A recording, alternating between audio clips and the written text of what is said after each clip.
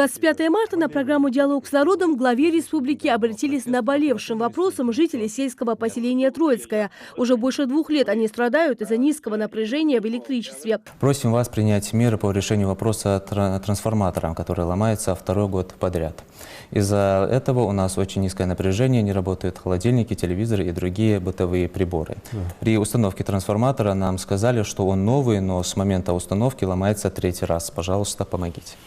Да, спасибо. Я дам поручение руководителю МРСК на территории Сечевого дома.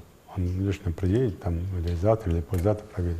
Сразу после обращения сюда в Троицкое выехала специальная группа, которая оценила сложившуюся ситуацию и решила вместо старого трансформатора установить новый, более качественный. Этот обслуживает сразу несколько улиц, благо мощность его позволяет. Как выяснилось позже, на улице Гагарина было установлено 2 трансформатора, причем один из энергообъектов, находящийся в собственности жителей улицы, вышел из строя. Нагрузка на 2-й достигла предельных значений, так как мощность трансформатора не была рассчитана на большое количество потребителей. Улица Гагарина по протяженности одна из самых длинных в сельском поселении. Разумеется, в каждом доме пользуются бытовой техникой. Напряжение мой или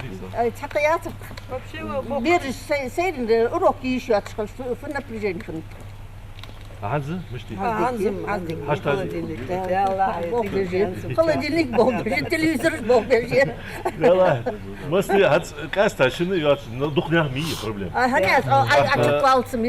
Местные жители Мурат Катиев отмечают, что сельчан приятно удивил тот факт, что вопрос, с которым они обратились к главе, удалось решить в кратчайшие сроки. Помимо прочего, установили новый трансформатор, который прослужит им долгие годы. Холодильники, стиральная машина, берешь, что урок уж хаеваш, 20 бисен. Телефон сани, подсветовать, я же с балком. Ханде трансформатор хабин ават бяпту. Он ават бяча, чего баркал без баса. Начальник хакимиштва. Сдал садот с бенчин.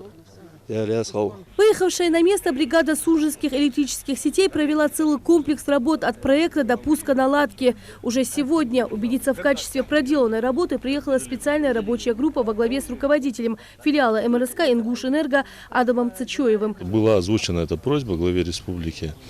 Да, сети, они, конечно, находятся на балансе администрации, но тем не менее мы все понимаем, что администрация, как правило, не всегда удается решать проблемы, тем более проблемы электроснабжения. Да, этот более мощный трансформатор, тот был трансформатор мощностью 160 киловатт, а этот 250, поэтому, соответственно, он и мощнее, и он новее, и лучше. Местные жители отмечают, теперь у них электричество даже в избытке. Теперь жителям улицы Гагарина остается только вовремя платить за потребляемый энергоресурс. Лина Цичоева, Джамалил Тамасханов. Новости 24.